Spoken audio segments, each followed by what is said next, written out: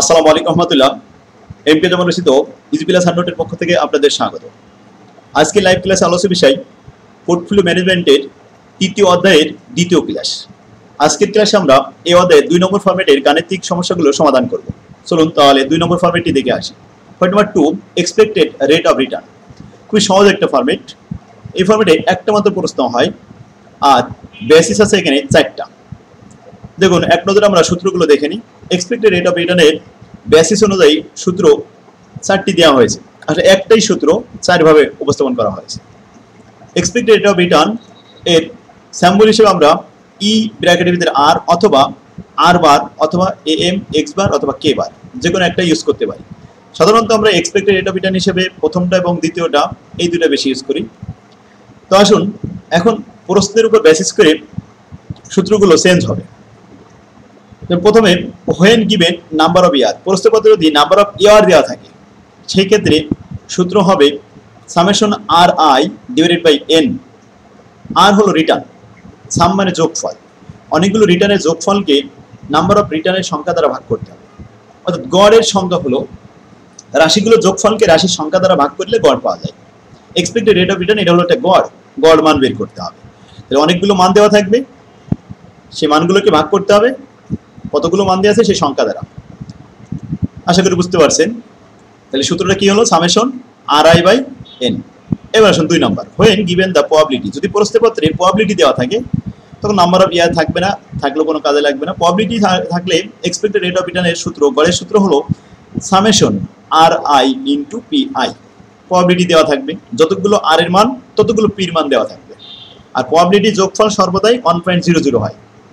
তাহলে probability point দশমিক আকারে মানগুলো দেওয়া থাকে। এখন আসুন 3 নম্বর situation, basis number 3, when given risk free and beta. যদি রিস্ক ফ্রি এবং বেটা দেওয়া থাকে তাহলে সিএপিএম এর সূত্র অনুযায়ী এক্সপেক্টেড রেট অফ রিটার্ন সমান সমান risk free plus R M minus risk free into beta. এই সূত্রে অ্যাপ্লাই করতে হবে, রিস্ক ফ্রি সূত্র। তারপরে 4 নম্বর situation, when given portfolio weight. প্রবাবিলিটির মতো ওয়েটের মান যদি দেওয়া থাকে তাহলে এরকম এক্সপেক্টেড রেট অফ রিটার্ন সমান সমান summation R I W I.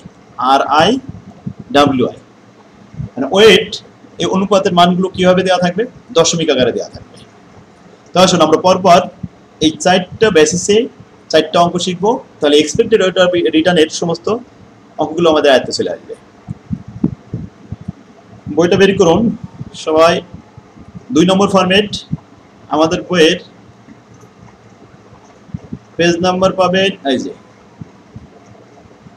93 page, expected rate of return. Problem number 1, 1 নম্বর প্রশ্নটা বলেছে return of 2 securities for last 5 years. বিগত 5 বছরের সিকিউরিটি মান দেওয়া হলো। স্টক এ 8%, 3%, 16%, -2% এবং 10%। স্টক বি 4%, 5%, 10%, -2% এবং 8%। Calculate the expected rate of return. Expected rate of return বের করতে হবে। তাহলে সূত্রটা হবে, যেহেতু এখানে কোনো প্রবাবিলিটি নাই, ওয়েট দেওয়া নেই, রিস্ক ফ্রি দেওয়া নেই, শুধু দেওয়া আছে নাম্বার অফ ইয়ার। 5টা মান আছে, এই 5টা মান যোগ করে 5 দ্বারা ভাগ করলেই গড় পাওয়া যাবে। উই নো দ্যাট, আমরা জানি যে এক্সপেক্টেড রেট অফ রিটার্ন সমান সমান summation R I by N. R I এখানে মান আছে কতগুলো, 5টা মান, একটা এখানে বিয়োগ আছে আর সবগুলো যোগ। তো সবগুলো এখানে প্লাস করে একটা মাইনাস করলাম, মাইনাস করে কয়টা মান দিয়ে আছে 1 2 3 4 5। তাহলে 5 দ্বারা ভাগ, রাশিগুলো যোগফলকে রাশির সংখ্যা দ্বারা ভাগ করলে গড় পাওয়া যাবে। এই যে গড় পাওয়া গেল কত, 35 কে 5 দ্বারা ভাগ করলে 7, 5 7 35, অ্যান্সার হয়ে গেল। এরপর আরেকটা আসেন ডাইনে পাশে, এখানে 5টা মান দেওয়া আছে 4%, 5%, 10%, -2% এবং 8%। 4টা যোগ আর একটা বিয়োগ আছে। তাহলে 5টা মান যোগ বিয়োগ করে পেয়েছি আমরা 25, 5 দ্বারা ভাগ করলে হয় 5। এখানে 5 5 25, 5 হলো অ্যান্সার। ক্লিয়ার? আশা করি বুঝতে পারছেন। তাহলে 4টা বেসিসে আমাদের 4টা অঙ্ক করতে হবে এই ফরম্যাটে। একটা অঙ্ক করলাম কি when given number of year, যখন নাম্বার অফ ইয়ার দেওয়া থাকবে তখন রাশিগুলো যোগফলকে নাম্বার অফ ইয়ার দ্বারা অর্থাৎ সংখ্যা দ্বারা ভাগ করে ফেলতে হবে। এখানে আমি অবশ্যই লিখে দিয়েছিলাম, প্রশ্নপত্রে যেহেতু প্রবাবিলিটি দেওয়া নেই, পোর্টফোলিও দেওয়া নেই, শুধু নাম্বার অফ ইয়ার দেওয়া আছে, সুতরাং নাম্বার অফ ইয়ার দিয়ে ভাগ করলেই চলবে। নেক্সট 2 নম্বর আসুন, আমাদের বইয়ের পেজ নাম্বার 94, 2 নম্বর অঙ্কটি বের করুন। Stock X and Y have the following probability distribution of expected future return. Probability মান দেওয়া রয়েছে, probabilityটা stock X R stock Y. Calculate the expected rate of return. Expected rate of return যেহেতু probability আছে, সুতরাং probabilityর সাথে রিটার্নগুলো গুণ করতে হবে।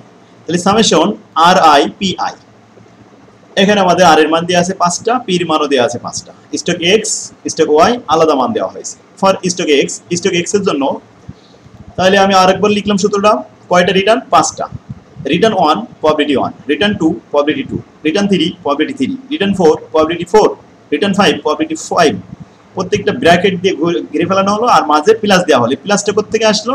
এই সাম হচ্ছে প্লাস, এই সামেশন মানে প্লাস, গুণ করে মানগুলো যোগ করতে হবে।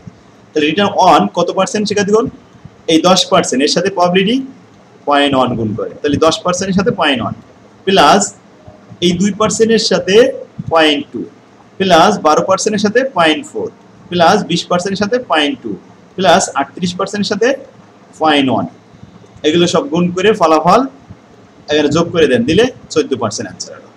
ক্লিয়ার? ওয়াই আসেন, ওয়াই দেখে আসি একই হবে। ওয়াইতে আছে 35%, 10%, 20%, 25%, 45%। এদের জন্য প্রবাবিলিটি কিন্তু এটা ইউজ করতে হবে।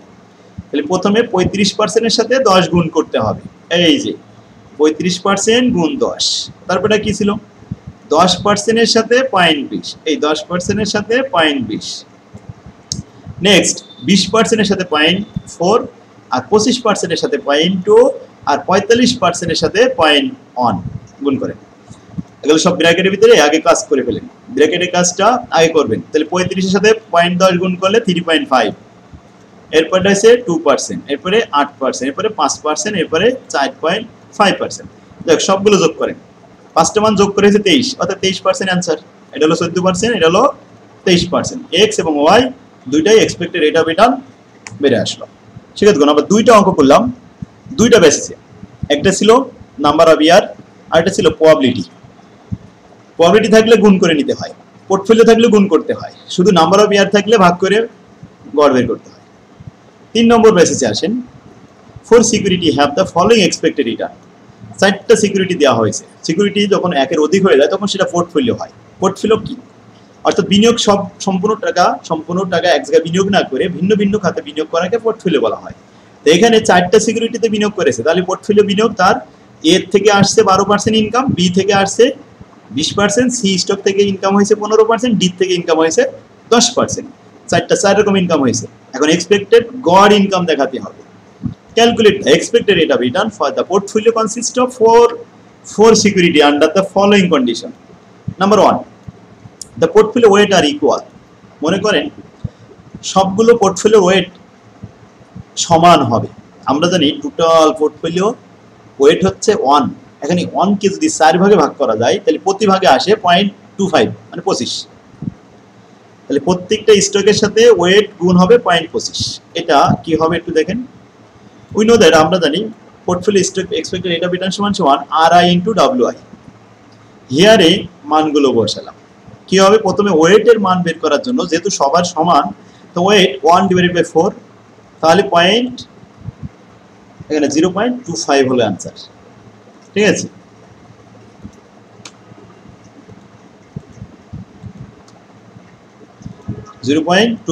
ইস স্টক, প্রত্যেকটা স্টকের জন্য। এখন আসেন, মান দেওয়া আছে এর মান 12%, তার সাথে 0.25 গুণ, এটা প্লাস দিয়ে এবার ব্র্যাকেট দিয়ে ঘিরে ফেললাম, প্লাস দিলাম। এরপরে বি হচ্ছে 20%, তার সাথে 0.25, সি হচ্ছে 15%, তার সাথে 0.25, ডি হচ্ছে 10%, তার সাথে 0.25 গুণ করেন। আর ব্র্যাকেটের ভিতরে কাজটা আগে করেন।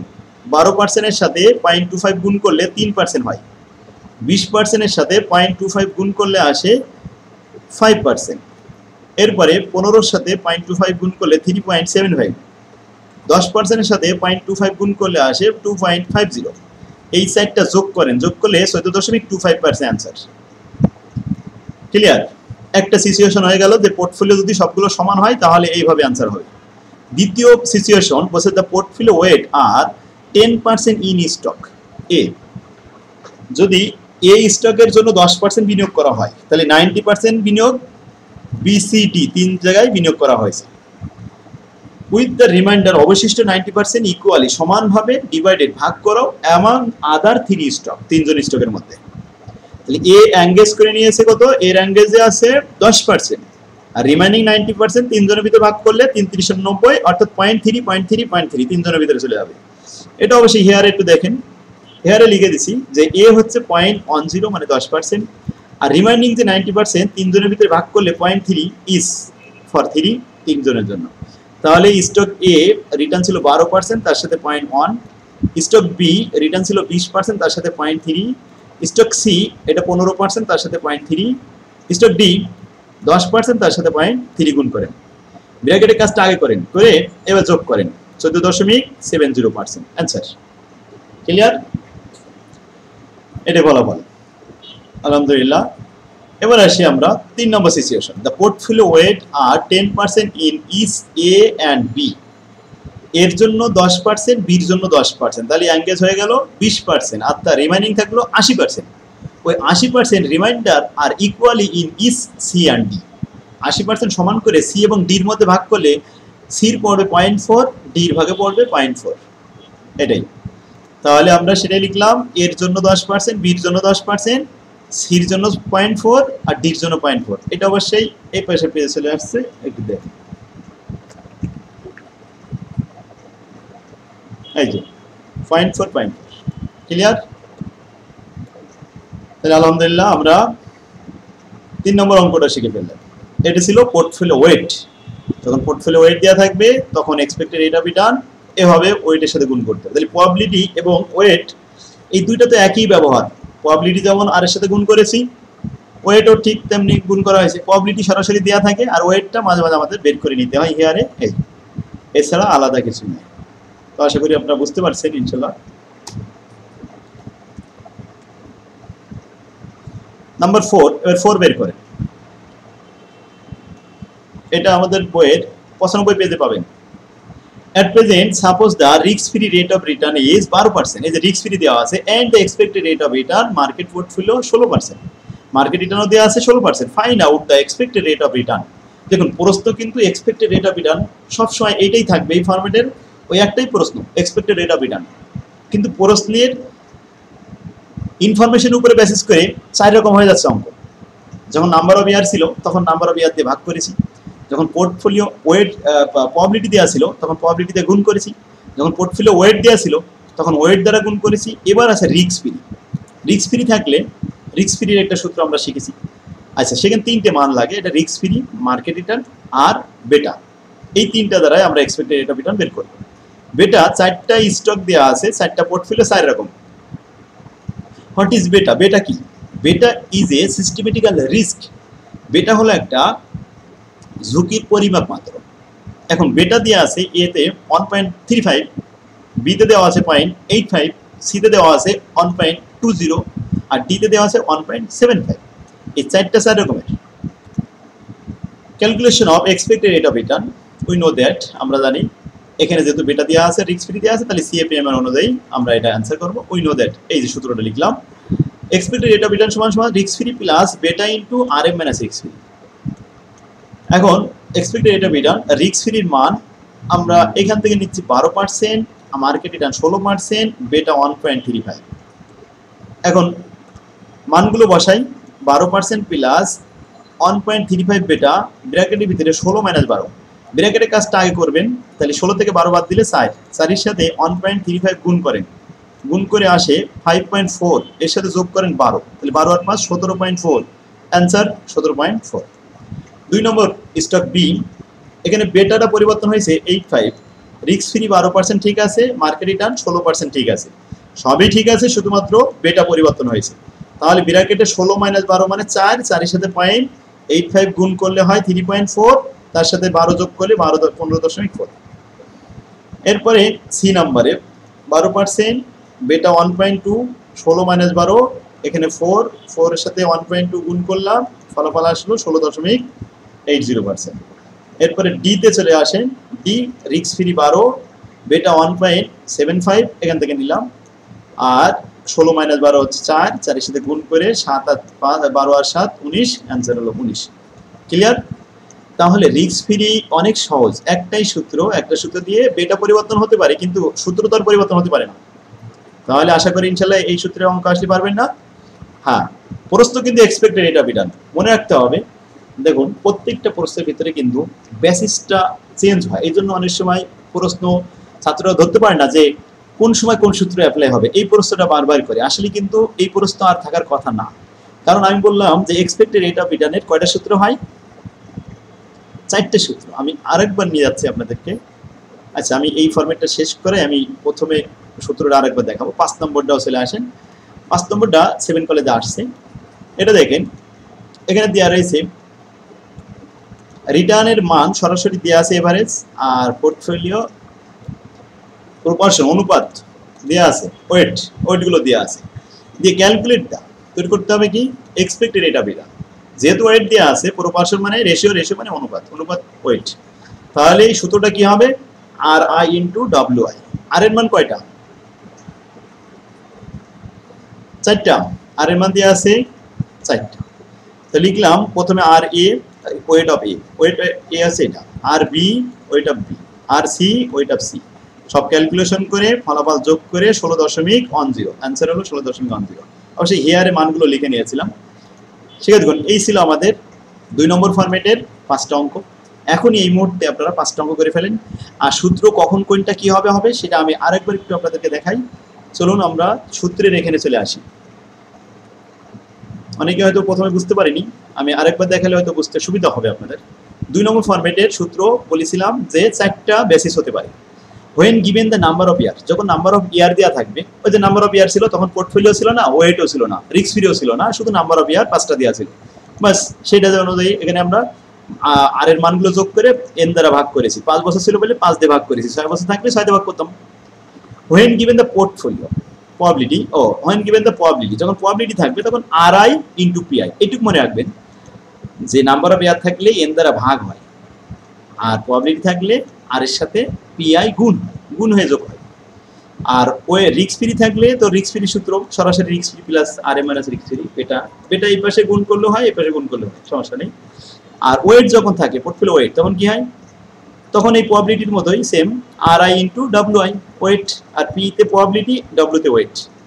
এই 4টা বেসিসেই অঙ্ক। তাহলে আমাদের বইতে 5টা অঙ্ক দিয়েছি 4টা বেসিস। এখন স্যারেরা যদি খুব জটিল প্রশ্নও করে কখনো, তাও ফিগার চেঞ্জ করবে, কিন্তু এই নিয়ম কখনো চেঞ্জ করতে পারবে না। ক্লিয়ার? এই নিয়মের মধ্যে থাকবে। তাহলে আপনাকে ফরম্যাট অনুযায়ী নিয়মগুলো মনে রাখতে হবে। তাহলে আমি খুব সহজভাবে এটা উপস্থাপন করেছি, আপনারা এগুলো একটু প্র্যাকটিস করেন আমার বই থেকে। তো আজকে আপনারা 2 নম্বর ফরম্যাটের সমস্ত অঙ্ক, কয়টা অঙ্ক আছে? 5টা। এই এখনই আপনারা শেষ করেন, এরপরে আবার 3 নম্বর ক্লাস, আগামী ক্লাসে আমরা 3 নম্বর করব। ধারাবাহিকভাবে ক্লাসগুলো করেন, আশা করি ইনশাল্লাহ একটা অঙ্ক আপনাদের ভুল হবে না। তো আজকে এই পর্যন্তই থাক, আগামী ক্লাসে 3 নম্বর ফরম্যাট শুরু করবো ইনশাল্লাহ। আল্লাহ হাফেজ, আসসালামু আলাইকুম রহমতুল্লাহ।